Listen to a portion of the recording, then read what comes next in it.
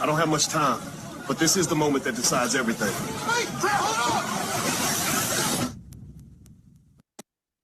hold Okay, all right. So you know what that it's weird. So I was sitting there, I was watching this, and I was thinking about my grandparents, right?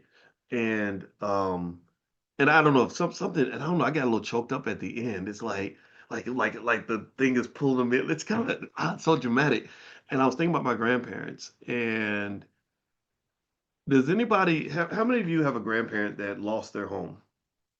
Like maybe due to predatory lending, or maybe somebody sold an asset because they were dealing with a temporary financial problem, or somebody died and nobody took the time to make a will or a trust.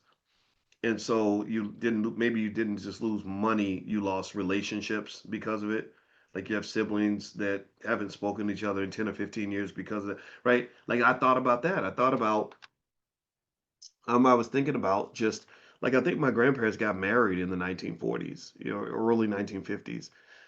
And I think it was early, like 1952 or something like that. And they moved into this neighborhood where they were the first black people to move into a white neighborhood, and on the west end of Louisville, Kentucky, and and they lived in that house from maybe, let's say, 1962 until 2002.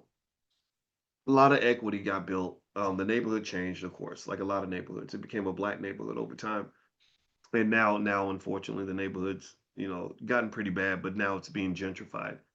And so my grandfather was, as a senior citizen, he got locked into a predatory loan, and he couldn't pay the loan back, so they took the house. And I remember how much work it took to move. I mean, it takes a lot of work to move out of a house that's been lived in for 40 years.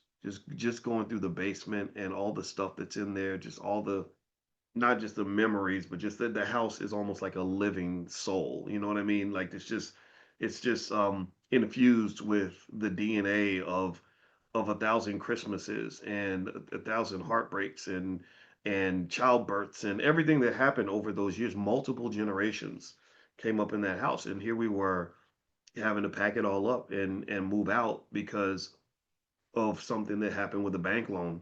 And so many other families went through that. So many other families have lost property and businesses and things like that. And so I looked up my grandmother's house.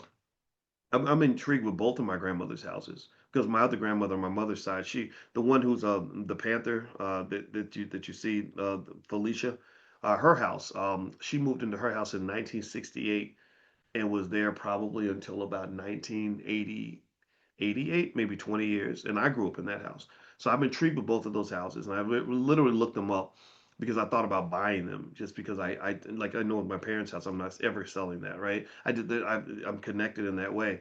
And I saw my grandmother's house on my father's side. And basically this company came along and gentrified it, and it looked completely different from what it looked like all those years. And so there was almost like the soul of the house was gone. It was just this clean little house that had where everything was nice and neat and different because they'd gone through and just kind of gutted it and changed everything.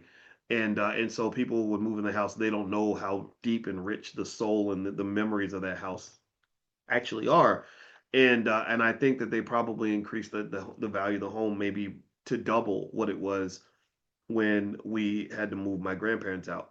So this happens, thousands of times across the country, and to the tune of trillions and trillions of dollars in lost black wealth.